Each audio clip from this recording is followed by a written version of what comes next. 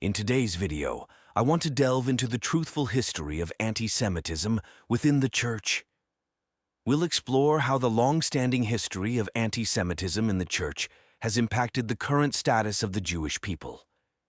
If anti-Semitism is defined as hatred towards Jews, how could it exist within the Church?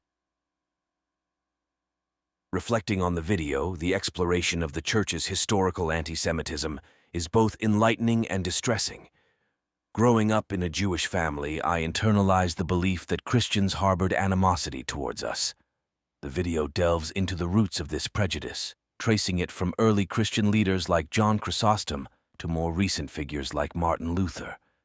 It's disheartening to see how anti-Semitic sentiments, once propagated by influential church figures, played a role in the Holocaust.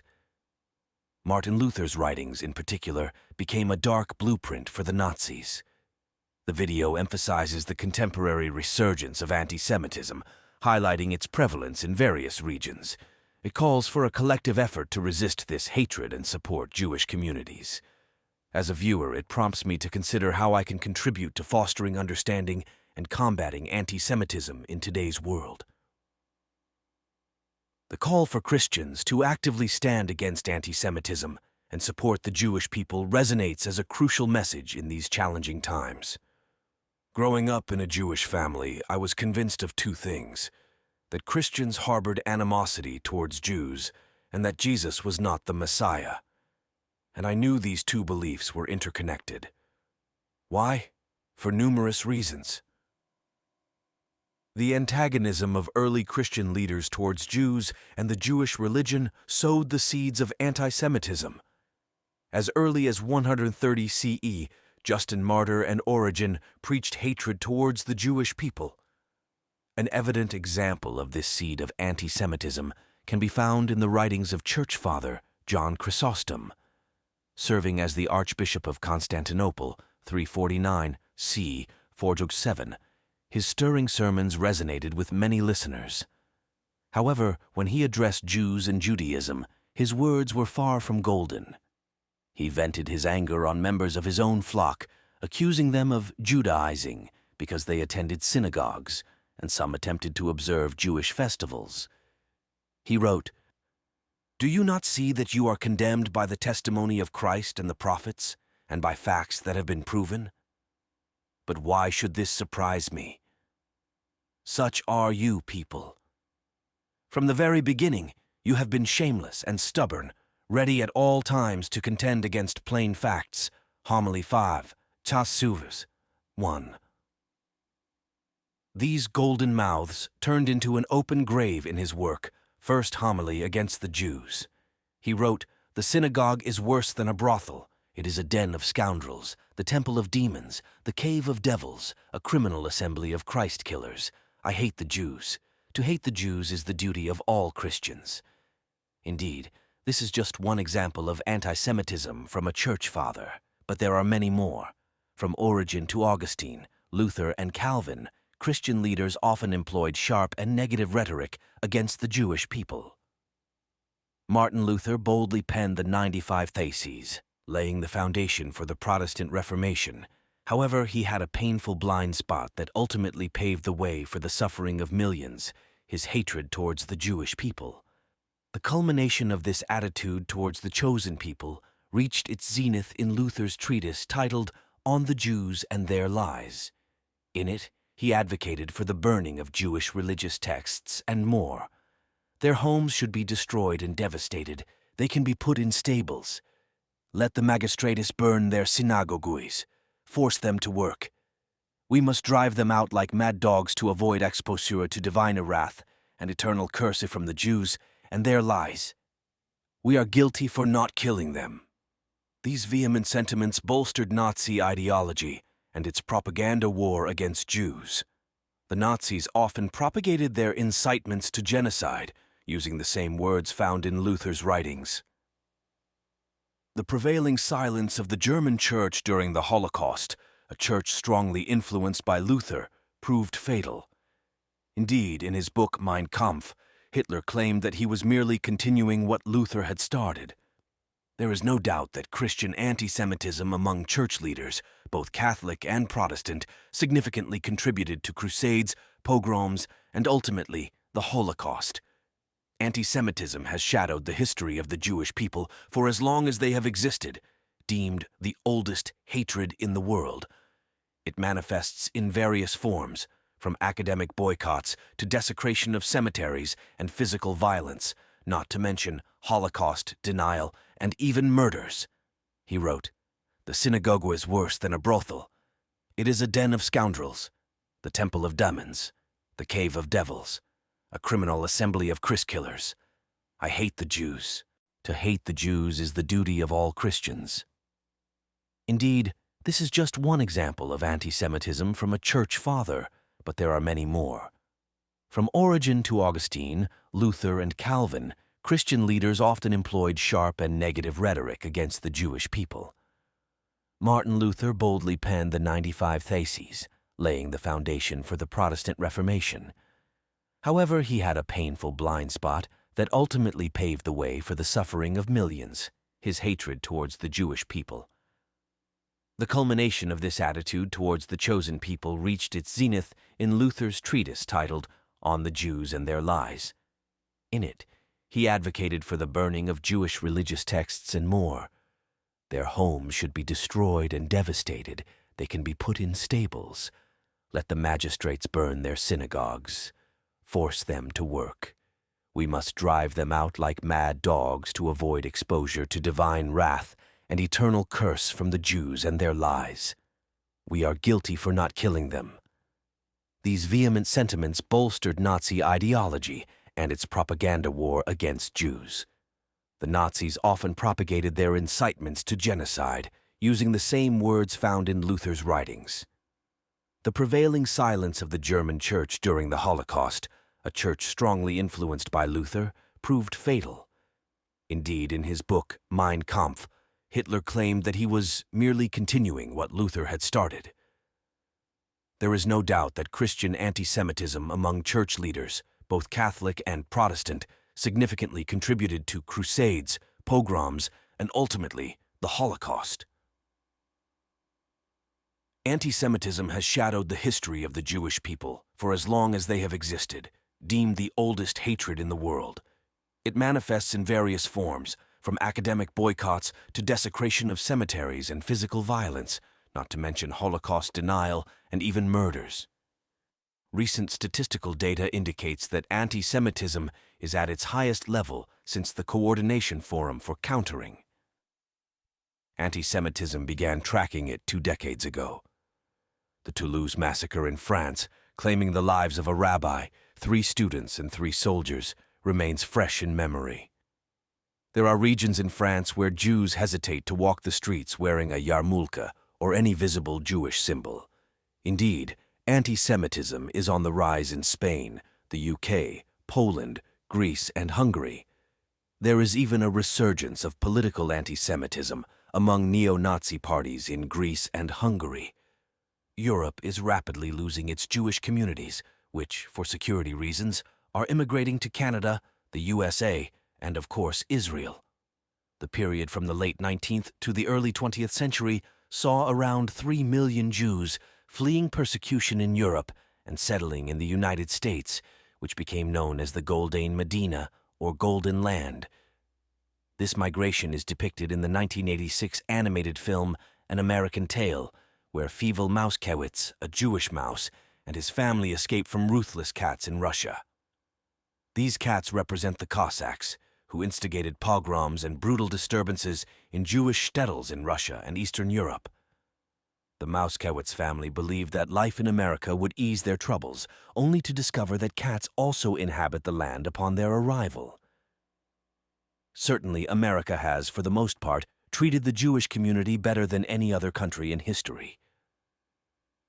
George Washington established strong relations between the United States and its Jewish citizens, and since the early American colonies, the United States has been a place of prosperity for the Jewish people. However, while America remains the Golden Medina, the existence of anti-Semitism in the country cannot be ignored. Just as the Mauskewitz family discovered cats in America, Jewish immigrants to the U.S. have encountered instances of prejudice. These incidents are typically less overt and less widespread than in Europe, but at times this hatred becomes more apparent and toxic. Indeed, a notable manifestation of anti-Semitism, likely rooted in Christian bias, occurred during the Civil War. General Grant devised an order to expel the Jewish people from Tennessee, Kentucky, and Mississippi. Fortunately, President Lincoln swiftly rescinded this order. As Jewish immigration to America increased at the turn of the 20th century, so did the instances of anti-Semitism. This discrimination led to the exclusion of Jews from social clubs, employment opportunities, and ownership of certain properties. The case of Leo Frank, a young Jewish man who moved from Brooklyn to work as an engineer and inspector at the National Pencil Company in Atlanta, is indeed a tragic chapter in American history.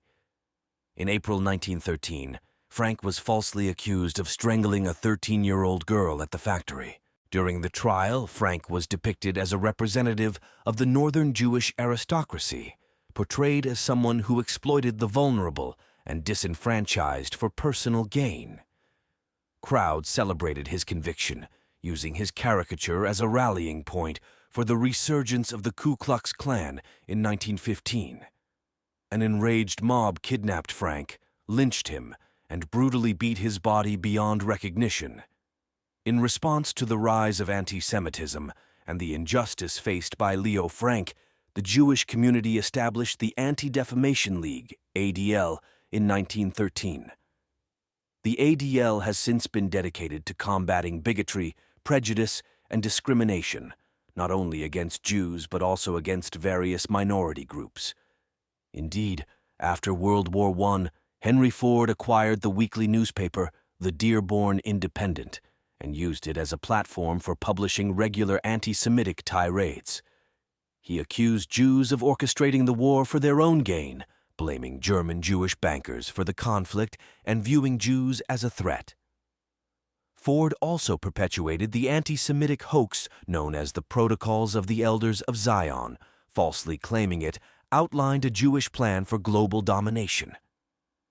The Great Depression further fueled anti-Semitism within the Church, with Catholic priest Father Coughlin being a prominent voice of hatred. His weekly radio program, reaching an audience of 12 million, accused Jewish bankers of causing the Depression and the 1917 revolution in Russia. He also publicly sympathized with Nazi Germany and Hitler's policies. While the number of anti-Semitic incidents in America decreased after World War II, a few fringe groups still deny the Holocaust, claiming it was a fabrication and a Jewish conspiracy. America continues to be a haven for the Jewish people, but hatred has not disappeared entirely. The strong hatred towards Jews has permeated the entire Middle East, as evidenced by the Arab-Israeli conflict of the last 65 years. If not for the global resurgence of anti-Semitism, the world might have been more resistant to the xenophobic agenda of radical Islam in the Middle East. Unfortunately, the weed of hatred continues to spread. However, Israel likely remains one of the safest places for Jews to live, given the country's preparedness in defending its people against the daily threat of terrorism. Universities across America host annual anti-Israel conferences under the banner of Israeli Apartheid Week on numerous campuses. Other organizations choose to support the boycott, divestment, and sanctions (BDS) movement against Israel. In South America, the Jewish community seems to be growing despite existing concerns about anti-Semitism. Venezuela remains a significant problem where the oldest hatred appears to be state-supported. The resilient Jewish people continue to grapple with endless challenges, survival stories, and tragedies of loss. It's remarkable how Israel has endured the parade of tyrants and despots, from ancient times like Haman to contemporary groups like Hamas. Prophecies foretelling animosity towards the people of Israel can be traced back to the Bible, where the psalmist, ages ago, foresaw the cunning schemes. They have said, "Come and let us cut them off from being a nation, that the name of Israel may be remembered no more." Psalm 83:4-5. Also see Psalm 74:8. According to biblical teachings, these malicious actions are attributed to the influence of ungodly forces. The Apostle Paul, casting a gaze into history, cautions us. For we do not wrestle against flesh and blood, but against principalities, against powers, against the rulers of the darkness of this age, against spiritual hosts of wickedness in the heavenly places. Ephesians 6:12. In combating this spiritual adversary, maintaining vigilance is crucial, as ancient texts instruct, reminding us of the relevance of this lesson in the contemporary world. The true tragedy of Israel's persecution unfolds as, through the descendants of Abraham, God continues to fulfill his covenant promise to humanity. I will bless those who bless you, and whoever curses you, I will curse, and all peoples on earth will be blessed through you. Genesis 12:3. Attempting to annihilate God's chosen people is tantamount to challenging the fidelity of God to his covenant. Numerous explanations for the survival of the Jewish people have been explored, including their dedication to the Torah and the kinship forged through the bloodline of Abraham. However, when confronted with spiritual forces opposing them, the ultimate salvation lies in the Almighty. God has called Israel to be a light to the nations, and he will not allow this light to be extinguished. One by one, the enemies of Israel find themselves relegated to the historical folder labeled "Where are they now?" However, the tragedy of anti-Semitism persists even today. The voices of hatred are growing louder across Europe, the Middle East, Asia, and South America. Anti-Semitism once again poses a threat to Jews on the streets and in synagogues everywhere. Today, what will we do with our voice and our faith? The Jewish community needs believers in the Messiah who will lovingly support it. The Church must play its role in combating anti-Semitism and resist any anti-Jewish ideology wherever it may arise. Followers of Yeshua now have a unique opportunity to reach out to the Jewish community wherever they may be found. We need to express the Messiah's love and compassion for the apple of his eye. Zechariah 2:8. People who love, support, and defend the Jewish people can replace the anti-Semitic adversaries and indifferent observers of the past. As one resident of the village of Le Chambon in France, where the entire town saved over 5,000 Jews during World War II, said, "It was the most natural thing to do." Loving Israel and the Jewish people should be the most natural act for believing Christians, understanding the biblical mandate in Genesis 12:3. Blessing the Jewish people with the gospel may become an increasingly challenging task. Nevertheless, true followers of Yeshua stand as among the few remaining friends of Israel in a world filled with adversaries. Therefore, we have no other choice but to combat anti-Semitism. Feel free to share your thoughts on this important topic in the comments below. Let's engage in a constructive dialogue about combating anti-Semitism and fostering understanding. If you find this content meaningful, consider subscribing to my channel for more insightful discussions. Together, we can contribute to building a more tolerant and inclusive world.